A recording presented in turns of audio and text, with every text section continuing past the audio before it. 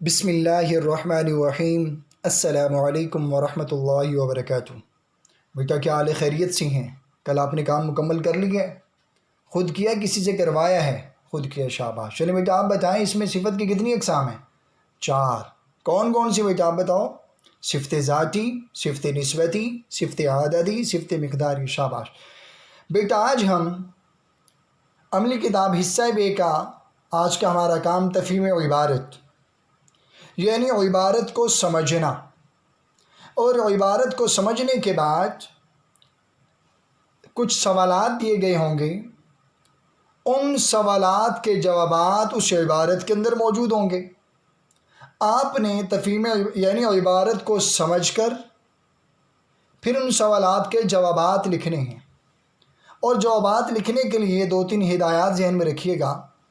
جتنا جواب پوچھا جائے اتنا ہی لکھیں۔ نمبر 2، جواب کو ہو بہو الفاظ میں لکھنے کی کوشش نہ کریں۔ نمبر 3، غیر ضروری بات کا جواب میں ذکر نہ ہو۔ ٹھیک بیٹا، یہ ہدایات آپ نے ذہن میں رکھنی ہیں۔ تو بیٹا تمام بچے صفحہ نمبر 43 نکال لیں۔ نکال لیے سب نے؟ بیٹا آج کیا تاریخ ہے؟ 25، شاباش۔ 25 جون 2020 عیسوی۔ بیٹا کیا دن ہے آج؟ جمعرات، شاباش۔ تفہیم عبارت یعنی عبارت کو سمجھنا۔ عبارت کا عنوان کیا ہے؟ اسلام کا تصور خیر۔ اسلام کا تصور خیر۔ بیٹا یہ بات ذہن میں رکھنی ہے، یہ ایسا سوال ہے کہ یہ نمونے کے طور پہ عبارت آپ دیکھ رہے ہیں، اور امتحان کے اندر یہی عبارت نہیں آئے گی۔ یعنی ایسی عبارت آ سکتی جس کو آپ نے دیکھا ہی نہ ہو، پڑھا ہی نہ ہو، لیکن اس کا جواب کیسے لکھیں گے آپ؟ بیٹا آپ نے اس عبارت کو 2-3 مرتبہ پڑھنا ہے، پھر اسے سمجھنا ہے، پھر نیچے جو دیے گئے سوالات ہوں گے آپ ان سوالات کے جوابات اچھے انداز میں لکھ سکیں گے۔ تو یہ نمونے کے طور پر آج ہم اس عبارت کو سمجھیں گے، پھر دیے گئے سوالات کے جوابات حل کریں گے۔ نوٹ، قوسین میں بیٹا ایک نوٹ دے دیا گیا ہے، امتحان میں نادیدہ عبارت دی جائے گی۔ نادیدہ فارسی زبان کا لفظ، یعنی ایسی عبارت دی جائے گی جس کو آپ نے دیکھا ہی نہیں ہوگا، لہٰذا اس کو آپ سمجھ لیں۔ پھر کوئی بھی عبارت آپ کے سامنے آئے گی، آپ از خود احسن طریقے سے اس عبارت کو سمجھ کر اور دیے نیچے جو سوالات ہوں گے ان کے جوابات آپ لکھ سکیں گے۔ بیٹا پہلے ہم اس عبارت کو پڑھتے ہیں۔ ہمارے دین اسلام میں تصور خیر صرف فرائض اور عبادات ہی تک محدود نہیں، بلکہ ہر وہ کام عمل خیر میں داخل ہے جو اللہ تعالیٰ کی خوشنودی اور مخلوق کی بھلائی کے لیے خلوص دل اور نیت سے کیا جائے۔ واضح طور پر اس کا مطلب یہ ہے کہ نیت کی پاکیزگی اور دوسروں کے ساتھ بھلائی عمل خیر کے بنیادی عناصر ہیں۔ اگر اس حقیقت کو ذہن نشین کر لیا جائے تو یہ بات خود بخود واضح ہو جاتی ہے کہ لوگوں کی بھلائی اور بہتری کے لیے سوچنا اور خدمت خلق کی نئی راہوں کی تلاش و جستجو بھی خیر ہے۔ چلیں بیٹا یہاں تک۔ اب ہم صفحہ نمبر 44 یعنی سوالات کا پیج، صفحہ نکالیں بیٹا۔ عبارت کو غور سے پڑھیں اور درج ذیل سوالات کے جوابات دیں۔ نمبر 1 سوال، ہمارے دین اسلام میں تصور خیر کہاں تک محدود ہے؟ بیٹا آپ نے سوال پڑھ لیا، ہمارے دین اسلام میں تصور خیر کہاں تک محدود ہے؟ اب بیٹا آپ نے یہ جو خالی سطور آپ دیکھ رہے ہیں، ان سطور پر آپ اس سوال کا جواب لکھیں گے۔ لکھنا کہاں سے ہے؟ صفحہ نمبر 43 پر جو آپ نے عبارت پڑھی اس عبارت کے اندر اس کا جواب۔ جی بیٹا بتائیں کہاں سے شروع ہو رہا ہے اس کا جواب؟ ہمارے دین اسلام میں، شاباش۔ کیسے پتہ چلا آپ کو بیٹا ہمارے دین اسلام سے شروع ہو رہا ہے؟ کیا آپ نے پڑھا تھا کہ جواب آدھا سوال کے اندر موجود ہوگا، تو اپنے سوال کے اندر پڑھا ہمارے دین اسلام میں، ٹھیک، یہ تو بیٹا بات آپ کی درست ہوگی۔ کہاں تک اب یہ ہمارے دین اسلام میں تصور خیر صرف فرائض اور عبادات ہی تک محدود نہیں، بلکہ ہر وہ کام عمل خیر میں داخل ہے جو اللہ تعالیٰ کی رضا کے لیے خلوص دل اور نیت سے کیا جائے، جو اللہ تعالیٰ کی رضا کے لیے خلوص دل اور نیت سے کیا جائے۔ تو بیٹا جواب آپ اپنے الفاظ میں بھی لکھ سکتی ہیں۔ تو بیٹا یہ جواب آپ نے تلاش کیا، نمبر 1 سوال کا جواب۔ اب آپ اسے آپ اپنے الفاظ میں لکھ سکتے ہیں۔ ہمارے دین اسلام میں تصور خیر صرف فرائض و عبادات ہی تک محدود نہیں، بلکہ ہر وہ کام عمل خیر میں داخل ہے جو اللہ کی رضا کے لیے اور مخلوق کی خدمت کے لیے خلوص دل سے کیا جائے۔ ٹھیک ہے بیٹا، پہلے سوال کا جواب۔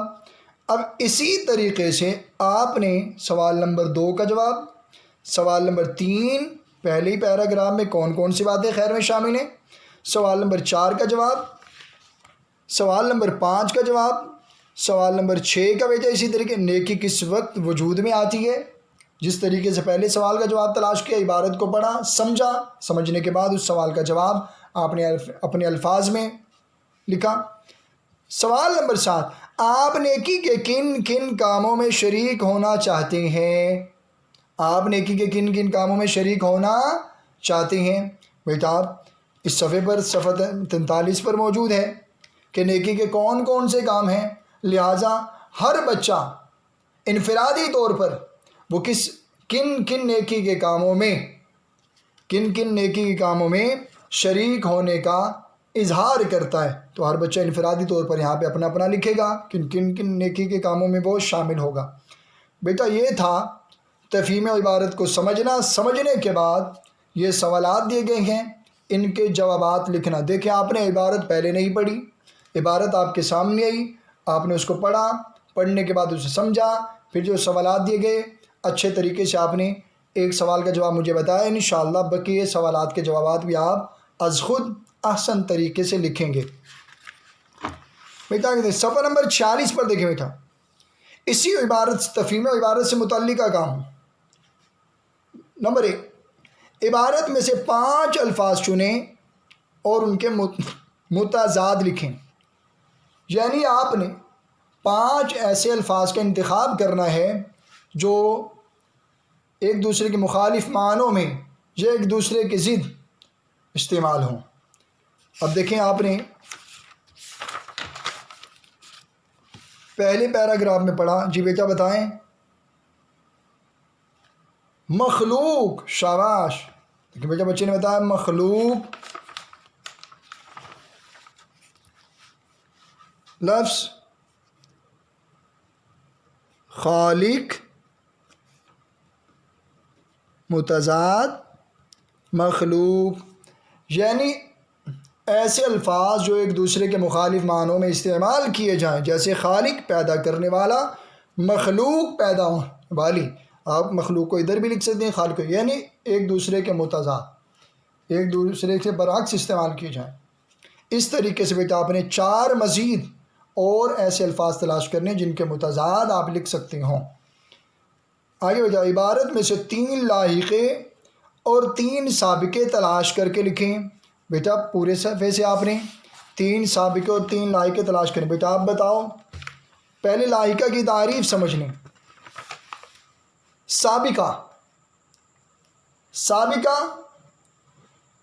ایسے کلمہ کو کہتے ہیں کہ ایک حرف یا چند حروف کا وہ مجموعہ جو کسی بامعنی لفظ کے شروع میں لگایا جائے۔ سابقہ ایک حرف یا چند حروف کا وہ مجموعہ جو کسی بامعنی لفظ کے شروع میں لگایا جائے، اسے سابقہ کہتے ہیں۔ جیسے مثال کے طور پر واقف، یہ بامعنی لفظ ہے، جاننے والا، لہذا اب اس کے شروع میں ایک حرف کا یا 2-3 حروف کا یا چند حروف کا مجموعہ اس کے شروع میں لگائیں گے تو اس کے معنی میں تبدیلی پیدا ہو جائے گی۔ جیسے واقف، ہم نے اس کے شروع میں سابقہ لگایا نون الف نا، کیا بن گیا بیٹا؟ نا واقف۔ کیا بن گیا؟ ناواقف، اس طریقے سے آپ نے اس عبارت سے سابقے تلاش کر کے لکھنے ہیں۔ لائقے کی تعریف سن لیں کہ ایک حرف یا چند حروف کا وہ مجموعہ جو کسی بامعنی لفظ کے بعد میں لگانے سے ایک نیا لفظ یعنی اس کے معنی میں تغیر و تبدل پیدا کر دے، اسے لائقہ کہتے ہیں۔ ایک حرف یا چند حروف کا وہ مجموعہ جو کسی بامعنی لفظ کے بعد لگانے سے اس کے معنی میں تغیر و تبدل پیدا کر دے، اسے لائقہ کہتے ہیں۔ جیسے مثال کے طور پر خوف بامعنی لفظ، اس کے آخر میں ناک، چند حروف کا مجموعہ لگا دیا، خوفناک، اب اس کے معنی میں تبدیلی پائی گئی۔ اچھا بیٹا مجھے بتائیں اس عبارت سے، بتائیں بیٹا لائقہ بتائیں گے آپ؟ چلے لائقہ بتائیں۔ پہلے پیراگراف میں کون سا بیٹا؟ ذہن نشین۔ دیکھیں بچے نے بتایا ذہن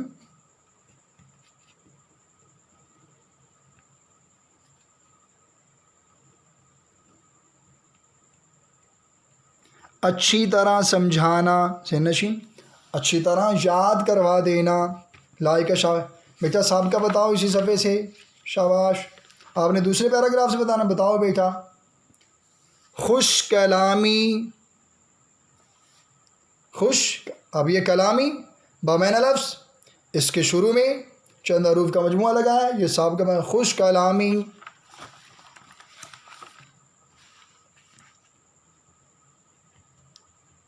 کیا معنی ہو جائے گا بیٹا؟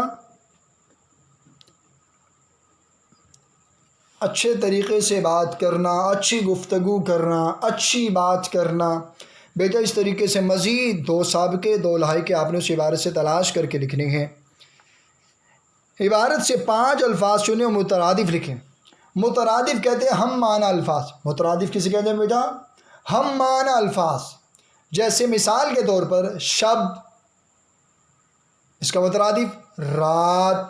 اس طریقے سے بیٹا آپ نے اس صفحے کے اندر سے مترادف تلاش کر کے لکھنے۔ بیٹا آپ بتاؤ، آخری پیراگراف سے بتانا، چلو بتاؤ بیٹا۔ آیا، شاباش۔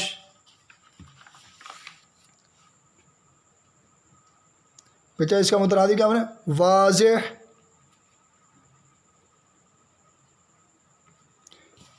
بیٹا 3 آپ نے مزید لکھنے ہیں مترادف ہم معنی الفاظ تلاش کر کے۔ بیٹا سمجھائے گئے طریقہ کار کے مطابق آپ نے سوالات کے جوابات عبارت سے لکھنے ہیں سمجھنے کے بعد، اور بیٹا آپ صفحہ نمبر 46 پر متضاد تلاش کریں گے 4، 2 سابقے 2 لاحقے تلاش کر کے لکھیں گے، اور 3 مترادف الفاظ تلاش کر کے لکھیں گے انشاءاللہ۔ از خود بیٹا آپ یہ کام کیجئے گا۔ کام کرنے کے بعد آپ نے اسے دوبارہ پڑھنا ہے تاکہ کہیں کوئی غلطی آپ کو نظر آئے اس کی خود ہی تصحیح کیجیے گا۔ السلام علیکم ورحمۃ اللہ وبرکاتہ۔